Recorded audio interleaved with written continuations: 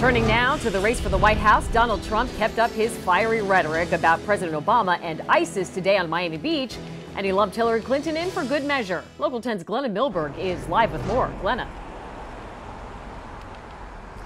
Janine, Donald Trump must have had his morning voice on for the National Association of Home Builders. None of the fire and brimstone that we heard at his South Florida stop last night in Sunrise, but a very similar message and a little shtick thrown in as well.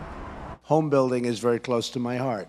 That's where I grew up. My father built homes. It was a kinder, gentler Trump, at least briefly, bonding with the home builders about costly industry regulations and a down housing market. And you are a big beneficiary of overregulation, because there's nobody other than, I would say, the energy industry that's overregulated more than the home building industry. And it took fewer than 5 minutes to riff on the opponent he calls Crooked Hillary.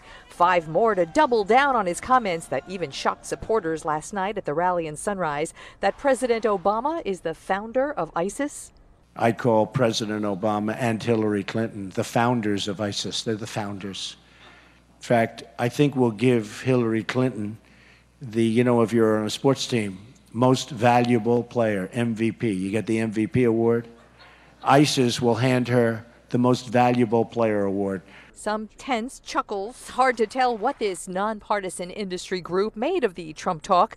They heard from Hillary Clinton's economic advisor Wednesday and said it was nothing like this. I could take 90% of the people in this room, put them in charge of some of these trade deals that we make with these different countries, and our country would be flush. We'd be rolling in dough.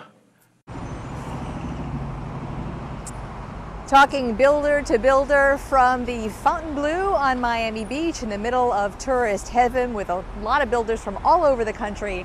Donald Trump headed north after his speech. Right now he's in Kissimmee, and boy, what a different planet that is for him at the moment. He spoke with hundreds and hundreds of pastors, very conservative Christians, in his speech in the afternoon. Expect to see he and Hillary Clinton, as they were both here this week, much more in the state of Florida, and it's only August. I'm Glenna Milberg, live in Miami Beach tonight, Local 10 News.